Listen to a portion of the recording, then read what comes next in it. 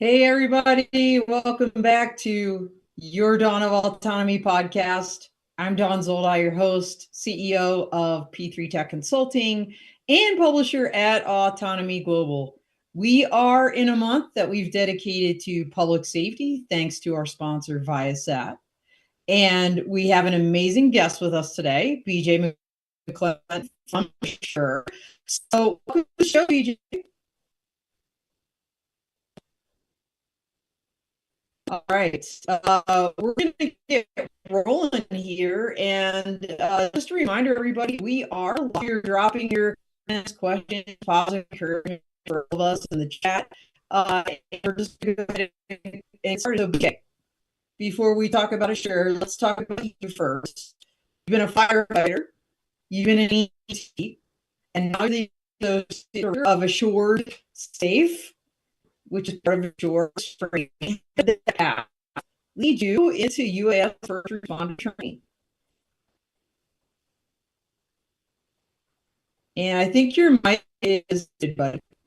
Hey, Don. So thank you guys for having me again to talk about Assure and Assured Safe and the training. You're breaking up a little bit on there starting off, but yes. So actually, yeah, I started in agriculture, but have always been interested in drones and flying and things of that nature. But through my ag field and the work I was doing with the university prior to coming on to Assured Safe, I started trying to help farmers, producers utilize drones for surveying, looking at crop damage, different types of assessments. And then really and truly back in when drones became more available, that is when a lot of producers started getting, the off-the-shelf drones, and really wanted to start utilizing them and flying them. But then they didn't have the knowledge, they didn't have the education to do so, or the training, I should say, and not the education. And so there's no platforms out there, and really nobody knew anything about Part 107, none of that. So really started trying to educate those farmers. And then also with my background in public safety and first response, saw that, all right, yeah, we can definitely start using this tool for search and rescue operations, monitoring fires, all the different things, as I was doing a lot of that work. And then I became the person that our local EMA, sheriff's departments and whatnot started to lean on for any type of drone work when it came to we've got a missing person, this child is run off, anything of that nature. Started doing mitigation work, helping them, and then also doing damage assessments and disaster response work through the university, through our strike teams that go out and start doing, whether it's urban or rural ag damage assessments. And so everything kind of just really came into one nice ball of just education and experience. And then as the assured role or assured safe came about, it just became kind of a perfect fit for what I was already doing. And then everything I was implementing, on my own, and then working with, the public and different producers, consumers, to try to help shape, training for first responders. I felt like I was one of those guys that kind of started, when I started, was trying to figure it out. What do we do with the technology? Yes, we can fly the drones, we can take the images, but then what do we do with it after that? And then that's really where the benefit of the Assured Safe program comes about. Is like, all right, here's what you do post-flight operations. Here's what you do past just the stick and rudder skills. A bit about Assured Safe and the training. In fact, most of the show will be dedicated to that. But can you explain to people what Assure is? They may not know exactly, the origin story of Assure and what your mission is there. Sure. So Assure is the FAA Center of Excellence for integrating UAS into the national airspace. It's a really long acronym, but it stands for the Alliance for System Safety of UAS Excellence, or UAS through Research Excellence. And Assure was established in 2015 through Mississippi State University as the need became for getting UAS into the national airspace at a safe rate. Again, kind of going back to the availability of the products, the availability of drones. The FAA needed a body or a center to do testing, development, research, and the provability for different concepts. And so all the research that Assure does actually helps inform FAA regulations and policy. And it's Awesome. You know also, what? yep. No, go ahead. No, I was just gonna say, the greatest thing about Assure is that it's not just a singular university or it's just like a singular company or organization. It's comprised of over 30 universities across the United States and internationally, that leans on and reaches out to different skill sets from different researchers across the nation, that have the ability to do different things when it comes to these different projects and these different research, the different testing. Yeah, you know, BJ, when I think about the concept of public-private partnerships, it sure just comes to mind, right? Because of the extensive collaborations you have. By the way, everybody, I know you're out there. Peter J. Flores Gomez is saying good morning. Good morning, Pete. You know, so keep it coming. If you guys haven't checked out the Assure website, it is really awesome. So much information on there. You can see all the different partners. Super impressive.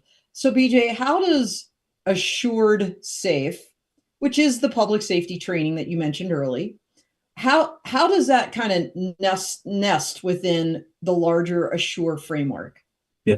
So Assured Safe falls under the Assure umbrella, as kind of an arm and as the training arm for Assure. And so the original concept, was to conceptualize the work that was being done by Assure and started with one of the earlier projects back in maybe 2019, 2020, which was disaster prep and recovery, that identified different gaps, in the first responder landscape for using, UAS in emergency response and disaster work. And so basically, Assured Safe can conceptualize, take all those different findings from the research that Assure does, and put them into practice, put them into play for creating training, for creating standards, that is, FAA sponsored, from the Assure side, but then also that we can push out to different departments, public safety agencies, and first responders because it has been validated and tested by, the research.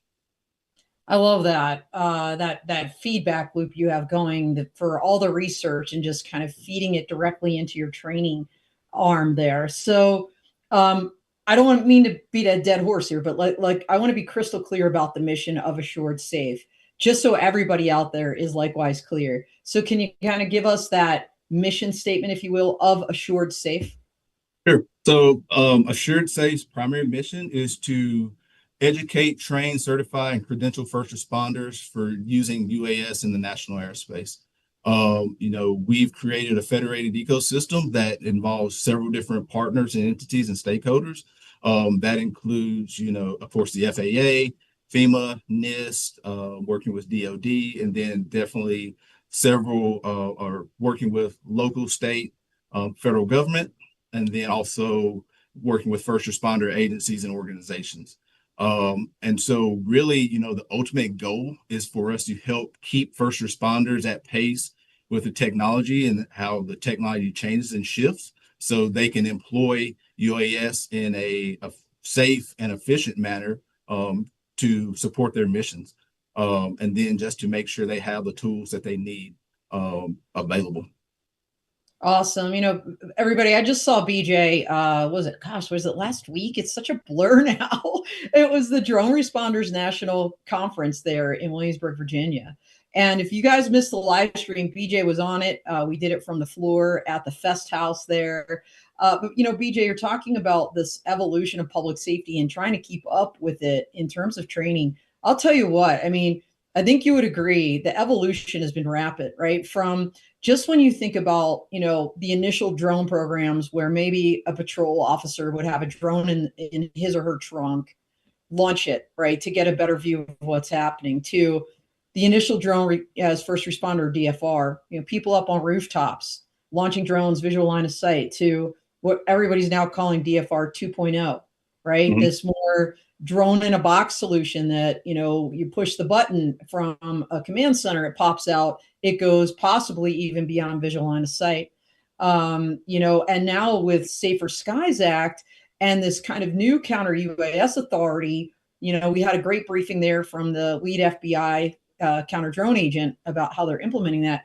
It's a lot to keep up with. So I'm going off script here, BJ, because what I want to understand is, like, for assured, you mentioned, like, what do you do with the data or the information after the mission? Of course, you have the initial certification under Part 107, or now maybe Part 108 coming down the pike, right? And then you've got maybe special missions like search and rescue, things like this. How's your training kind of break out for Assured Safe? In other words, is it one training, or do you have like targeted, like, and kind of incremental sections of it? Yeah. So yes, we have basically what we're trying to establish is a tiered progression of training. So Okay. starting with basic and foundational training for those new programs, new operators, pilots as they kind of get into the field or standing up those programs, and then progressing into like more intermediate training, and then advanced training with different endorsements, and different kind of offshoots of training scattered throughout it. So trying to hit all the different aspects, whether it may be we need to focus in more on search and rescue, or we need to focus in on fixed wing training or vertical takeoff and landing for um, different technology applications, and then also the different mapping and softwares, and all the different use cases that are coming about. So, I mean, you're definitely correct. The landscape is rapidly evolving and changing, and so we want to be able to adapt and flow with that. So, yes, we have that foundational training, but then also creating different trainings that are available in different methods, whether it's in person or face to face, whether it's online or virtual, that kind of gets that knowledge out there and helps them have the tools, and the expertise that they need to adjust properly. Given your special relationship with the FAA, how does like credentialing or certification tie into the training that you give to people? In other words, do they have a special badge, a special moniker, that makes it different maybe from other training programs that people could attend? I'm not going to say they'll have a special badge or moniker, anything like that. But what they will be able to do is say they have something that's been accredited. They have something that has a standards base that's and a framework that's been adopted nationwide. And so that's kind of where it goes back to when we talk about safety, and really when it gets down to um, the administrative level. So, and we can talk about the money flows and the expenses of having a UAS program. And when you go to your administrators to fund these things, they're going to want to know what's the backing, what's the training that you have, and what makes that training valuable. When it comes to insurance, and I mean, I think that's a big thing right now, where the insurance companies don't know how to handle this, and so making sure that you are a credentialed operator, that you have the proper training, that you are abiding by the standard that's been adopted nationwide, and then that everybody's kind of following that same standard. And so that's, I think, where the emphasis of comes in at, of knowing that you've had that type of that training that has that kind of value behind it. Yeah, absolutely. It's you're saying something completely on point. We literally just had our full career newscast yesterday on public safety. Michelle Duquette, our Autonomy Global Ambassador for Operations, moderated that.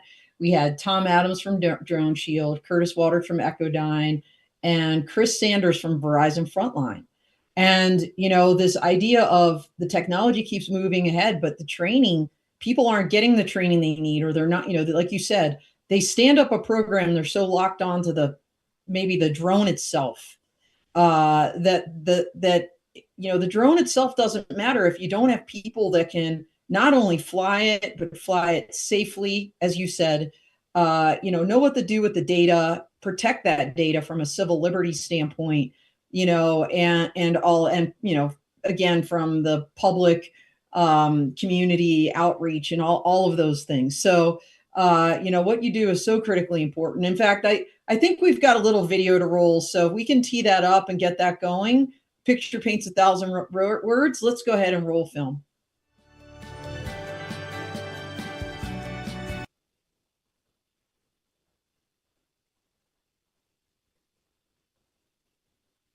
All right. So tell us what we're seeing here, BJ. So this is one of our hands-on trainings where we brought in first responders, and really it was a pilot course to figure out what they needed in the field, working with, starting with foundation operations, really, starting with taking them through NIST lanes and then trying to, again, that tier progression. So bringing them up to doing search and rescue evolution, patterns for search and rescue, and then, just general operations. So it was a very foundational training, pilot training course. But we want to make sure that we get first responders out in the field with hands-on to kind of make sure they have that proficiency in their operation skills. Awesome, awesome. BJ, you've been doing this for a while, and obviously this was a great pilot course that you put together that we just saw the video on. As you've seen, not only people's, let's just call them drone, public safety drone programs progress, you've seen the technology progress, you've seen the policy change. Along those different kind of, let's just say increments, I think was your word. What are the biggest gaps you see in it? Let's walk through it. Like, in other words, a law enforcement agency that's going to go ahead, or a firefighting organization that's going to start a new drone program. When they come to you, what are the biggest gaps that they're trying to fill that your training then actually helps them to fill? Oh, that's kind of a tough one because it varies depending on Yeah, location. no one size fits all for sure. Yeah, some of them are just simply needing to know what equipment to buy, how to operate the equipment, feeling like figuring out all the different capabilities of the equipment and what it has. So again, drones are kind of like cell phones. How much of a cell phone do we actually use that is capable of doing? And then drones are similar in the same way, where they know how to fly, they know how to take pictures and take videos, but then getting into the autonomous functionality of it, getting into what do they do with that data again, and processing and analyzing data. I think that's one of the biggest gaps is they just don't understand. Like you collect data, you collect imagery, but then there's something that you can need to do with it after the fact. Yeah. And then other than that, or I think would say the next thing would be is getting into the legalities, policies and regulations, and probably separating those two. With Right. FAA policy and regulation, depending on whether they need waivers and COAs and airspace regulations and where they can and cannot operate and when they can and cannot operate is probably the next thing. It's like there's definitely a lack of knowledge that they have there. Just even coming out of having a Part 107, they get that, but then understanding that there's additional things that, are involved with emergency or public safety response using these drones. And then getting into that legal and regulatory piece, which I know you're very familiar with. Where do the limitations lie depending on what you're doing, whether it's DFR, whether it's, responding to a disaster, or, maybe you just want to do situational awareness for your county fair. There's limitations of what you can do and how you can operate, and then getting into the privacy piece. And one of the biggest things that we try to promote and push is that public awareness piece, getting involved with the public, making sure they understand that you have a program, what you're doing with the program. And so they understand that, we're not spying on you. We're not trying to invade your privacy, or we're not doing anything of that nature as first responders, but these are a tool that are being used for good. And I think when you have that information out there, when you're interacting with the public, you're having those either workshops, or you're having those interactions that they start to understand that, and they really begin to see the benefit of using drones for good. Yeah, you know what? That community service piece of it, or the community outreach, it's almost like an ounce of prevention is worth a pound of cure. I just saw a LinkedIn post from one of my colleagues, Todd Basil from GT Law, right?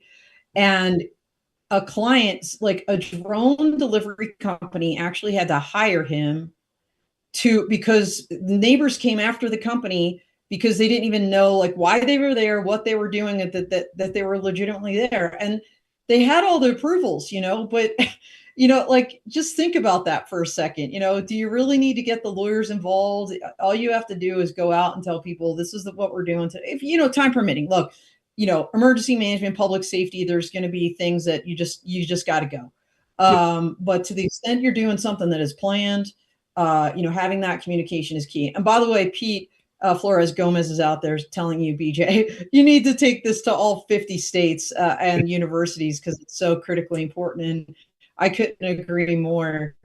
Well, that's actually a great segue then to my next question, which is how are you making these programs accessible, to not only public safety, but maybe smaller, underserved departments that don't have big training budgets or even just students? Yeah. So that's actually a great question. So, and it kind of goes back to the inception of Assured Safe and how we started. We started with creating FEMA trainings. We have 4 courses that we do for FEMA or through the National Training and Education Division, which are, a flight operations course and then a data analytics course. We have 2 levels of those courses, and those are free to anybody who wants to take them. And so Oh, wow. we're sponsored by FEMA to do that, and we try to travel as far and as nationwide as we can. And so we are trying to get to all 50 states. We've hit over 30 states, have hit most of the FEMA regions, but we're trying to get to more. We're definitely trying to hit all those audiences that need that, that help, those new programs. I say underserved or grassroots states, communities. We're definitely trying to get there. And we can do that through our FEMA courses. With the inception of this program, we started with 6 universities that were part of the COE to help deliver these trainings. And so those are Kansas State University, University of Vermont, Sinclair College, New Mexico State University, of course, Mississippi State University as the core, and University of North Dakota. And so kind of out there geographically, kind of broadly based, but then there's a different area of the United States we need to get to as well. Trying to get out to the Western states also. And then we also have another course that we just launched and released. It's actually a 5-day UAS operator course, which is a foundational basics operations course for public safety or first responders. But it kind of goes through a lot of the different aspects, starting with basic operational proficiencies, working through NIST lanes, and then getting up into first responder scenarios and evolutions. And so trying to make it as real world as possible. Right now, we're offering sponsored deliveries of that course, so there's no cost to the first responders, and we're willing to travel wherever we need to get that course in front of the people. As a practical matter, how do people plug into it? In other words, how can they find out where your courses are located, or how can they ask you maybe to come to a location near them? So they can go to our website, assuredsafe.org. We've got a training calendar there where they can see where courses may be being hosted that's close to them. We also have a request for training tab on our website, so they can either request to host a course. If they've got the facilities, it really doesn't take a whole lot, and we work through that with them, and can help advertise and get students to fill those courses. And then also, if they just want to talk about what it takes to host a course, or if they need help finding a course close to them, they can reach out to us. They can email us at info@assuredsafe.org. Or I don't know if my information will be at the end of this, but they can email me as well, and I can provide that information to them. But should be able to contact us through our website or even our LinkedIn, which is Assured Safe First Responder Training. Well, I think you would agree, BJ. There's nothing beats hands-on training, but there is definitely a place for online training. So, what do you offer online for maybe people that are really remote but do have connectivity, or just want to get kind of dip their toe in the water and get a little bit of education about these programs? So our online trainings, which they're under review right now, but they really start with foundational UAS operations, introduction to UAS, for those either novice pilots or those who want to start a program, really going through some regulations, different aspects of the platforms and, what's out there, what's available. And then it goes into some more like conceptual things, especially when we talk about mapping and data analytics. And so how you can do some of that with your data that you've captured and your imagery. We have a really good course that's on the legal aspects of drone response, of drone use.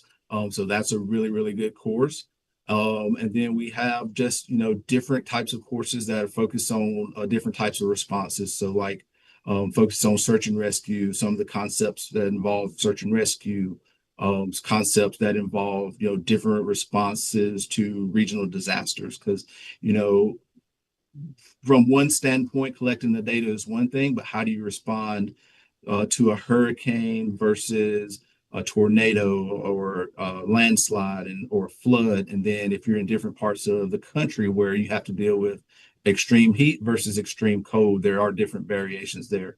And so definitely I'm also working on building out some of those additional courses or different endorsements just to help get that knowledge out there. Awesome. In terms of an approach for an organization looking to build out their program or start one, what would you recommend? It seems to me like you've got some great online training that would maybe be a perfect introduction to then maybe a live hands-on follow-on component. In other words, is there kind of a progression that you recommend as people are looking to grow, build or grow their program? I think this UAS operator course that we have will be the perfect start. It gives them a very foundational introduction, not so much a background, but it really gets them hands-on. It's a 40-hour course. Each student gets at least 10 hours of flight time in that course. So they spend a lot of time flying. They spend a lot of time, just working through those operational proficiencies, and then they get that introduction to the different kind of situations they may be in and using the drones for different situations. It's not a centric course to any specific profession. So we try to cover something that involves law enforcement, fire, and even I know emergency medical is going to be coming on using drones very soon for the ones that are already trying to. So we kind of keep that very, the evolution scenarios kind of general to public safety. And then I would say, going into just really understanding policies and procedures, understanding the programmatics of of a UAS program. Whether you are just a UAS program manager or you're a chief who wants to start the program, but you may not be out there flying, understanding that, all right, all the different things when it comes to procuring equipment, maintenance of equipment, battery maintenance, logging, and then making sure that you're keeping the correct records.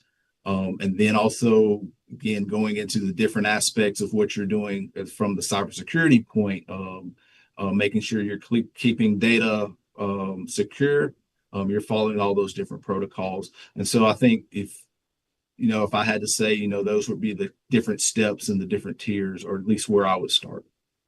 Okay, no, that's great. Bronwyn Morgan from Airversity works with us quite a bit. She's one of our ambassadors for training and education for Autonomy Global, and she's written about what Part 08 is going to do and kind of change for public safety.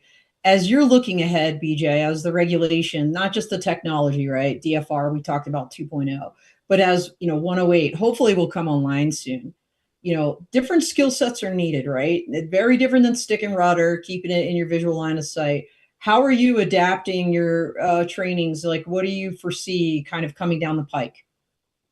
Yeah, that's definitely going to be a different type of training to look at. For one, what we're really waiting on is the regulations and everything to come Of out. course, So yeah. we know We how don't to create a course training. just in case it might cover this. Yeah.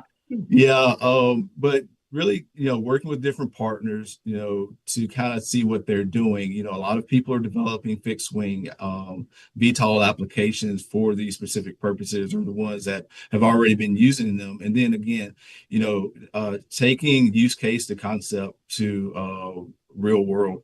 And then understanding the ins and outs of how these the fixed wings operations are going to work, or the beyond visual line of sight operations are going to work, the different tools that are going to be needed to operate beyond visual line of sight is going to be key. Again, keeping up with the technology, making sure all of those things are going to be proper in place.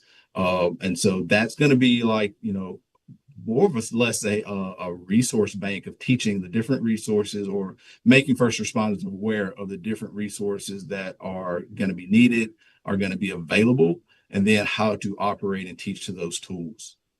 Yeah, I mean, I think that's also a great segue with Safer Skies and Counter UAS.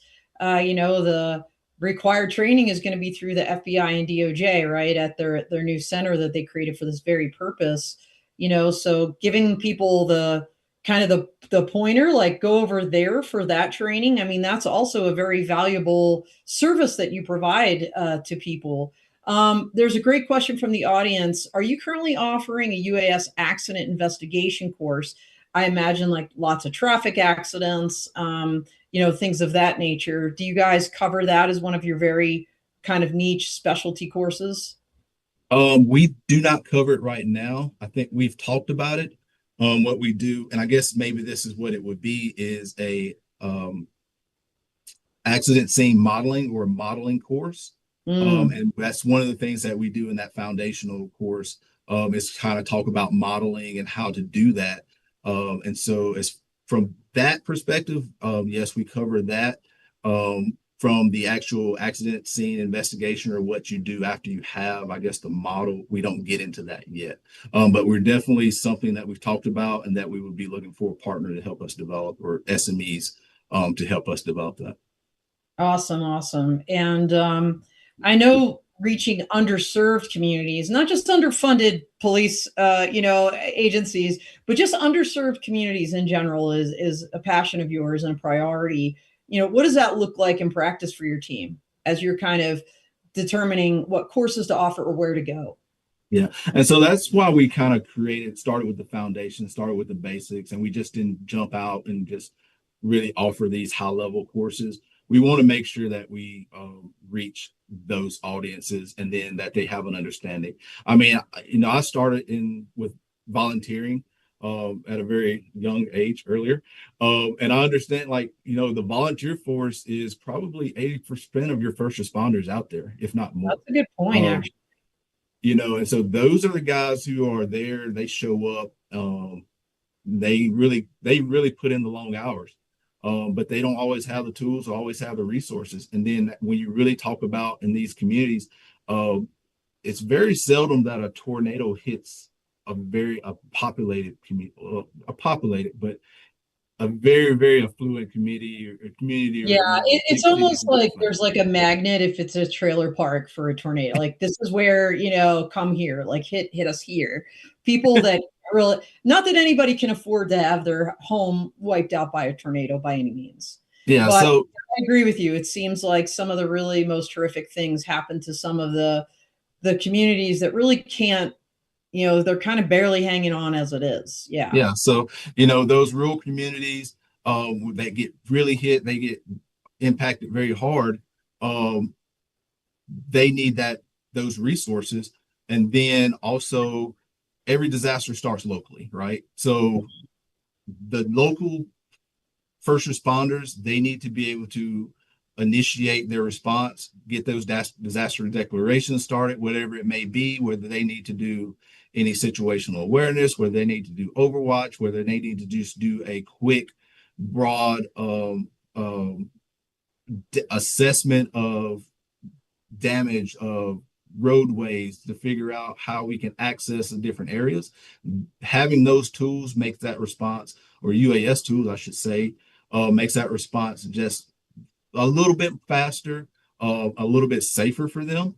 And then Mhm. it doesn't take as many resources, and then it's a much more efficient response. Oh, yeah. I So mean, actually, I'm gonna back that up, BJ, in terms of time and planning, because, if you can map an area, and I think you and I we saw each other at the Esri uh, Safety and Security Summit this past July as well. Mhm. And a big takeaway for me was, if you can plan ahead, if you can map the area, if you've got, for example, firefighting, you've got an urban, wildfire interface area, like right next to a neighborhood, and you can map that in advance, and you can take preventive steps to the extent that you can do that, or just know what the topography or what the buildings in the area looks like because you already have it. If a flood comes through and wipes it out, at least you can know, well, there was a building here, like, so that kind of advanced planning before disaster. And also, I mean, look, BJ, you probably live this every day. Practice makes perfect. sure. So to the extent that you can exercise, that you can train with folks like BJ. Now I'm preaching to the choir talking to you, BJ, but for everybody else out there, I mean, having been in the Air Force, that's something we did all the time, right? Hope is not a plan. You got to have a plan, and you have to practice the plan. The plan never survives first contact with the enemy, or in this case, the weather, or whatever it is. But you still have to, like, at least have a point of deviation, right? Something to deviate from on the books, and that muscle memory of training to it, so that when it all goes down, you're just out there. You kind of have a good feel for what you're doing, and interoperably. In other words, just because you have your own drone program, pretty much in any of these scenarios, very rarely is one agency going to be working in a silo or alone. Yeah, So, absolutely. yeah. And that's one of the things that we're pushing, and why we're trying to push these different standards and with our courses, is to make sure that all these different organizations can work together when they come on site. Yep. And that was one of the things that was identified in the early research during that disaster prep and recovery project that Assure did, was that there wasn't any interoperability between the different first responder agencies that were operating, or that were, doing these missions. And so making sure that everyone's kind of operating by the same standards, they have the same protocols. And that means that, at the end stage, the end goal, everything's similar or the same. And so we want to be able to make sure that, any first responder who responds to a disaster, tornado, whatever it may be, has the same working knowledge of those standards, of the protocols, and we'll be doing the same thing, and they can share, even when it comes to, at some point, maybe even equipment usage. It kind of goes to something else that we're doing from Assured Safe, is creating a national database that's going to be searchable by emergency managers, first responder administrators, that can find a operator local to their area if they need disaster response or emergency response assistance or help, depending on what the situation may be. They can find a pilot to come in and do that mapping, or even down to doing the data analytics process for them. And so it's going to be very important that everybody kind of has that same base knowledge and that same base skill. Yeah, absolutely. And it also comes down also to the same language, right? I Help me out here, BJ, because it's been a while. I used to teach Homeland Security for CSU Pueblo, and memory serve, and of course my time in the Air Force, National Incident Response Plan. This is a FEMA driven thing. And there's sub plans, lots of sub plans. But all around, this is what the emergency operations center, these are the different positions in it. This is incident, response, command, and all of these things, using the same terminology. It's been a while since I looked at any of that, BJ. Have they updated any of this to include the use of drone technology and all of these, the digital world we live in today? They are working on it. Yeah. It's been a little bit of a slow adoption, but it's getting there. They're working on it, and there's some other different organizations that are helping contribute to some of that. And so I think the Air Operations branch of FEMA is kind of spearheading some of that, Okay. to have that a new standard that includes UAS. And we're trying to be involved in that as well to help, guide and shape what that looks like. Again, and that may be more on the federal level, Yep. but then from the local level or the SLTT community, I think that's kind of mostly where we come in fit, especially through the FEMA courses that we teach. That through those courses, we are teaching everything based off of the National Incident Management System, or the plans, or what they use as far as incident command structure. Okay, awesome. And our time is flying by, BJ, and I want to make sure like we have a really solid wrap up. So, again, deviating from the script a little bit, if you were to give law enforcement, public safety organizations, EMS, disaster response agencies out there, tips, in other words, as they think through training, and you can make it directly tied to Assured, that's fine. What would be the top three things, the top three takeaways that they need to know to kind of wrap this up? Whoa, that's a tough one. So I Yeah. think my first thing would start with, stay vigilant. One of the things that a lot of operators or UAS pilots, proficiency in what you're doing, flying, practice. When you're out there for the long haul and you're holding a controller, and you're either having to do long missions or you're having to do those finite stick and rudder skills, maybe you're doing a modeling of a crime scene. A lot of pilots don't realize how fatiguing that can be when you're Mm, just holding a drone controller. yep. So really, practice. Go out there and practice to do the missions. The next would be stay up to speed on the policies and regulations. There's a lot of things that are changing from the federal side. They're pushing a lot of, starting back with executive orders, a lot of things there. They're really, those things are changing. That landscape's changing day to day. So staying up to speed there. And I guess my third thing would be kind of going back to the first one, continue training, keeping your knowledge base up on the different aspects of the technology. And then, again, they're changing in the technology. The software has changed, the hardware changes. Kind of going back to my cell phone metaphor, drones and UAS are kind of like cell phones now as well. It's like every couple of years you're coming out with something new, that you need to reevaluate your equipment, and then either figure out if you're going to still have support for that equipment or if you need to start looking for something else. I love that. So, like, practice makes perfect. Stay up to date on the policies and stay up to date on the technology, whether it's hardware, whether it's software, cybersecurity, all of it.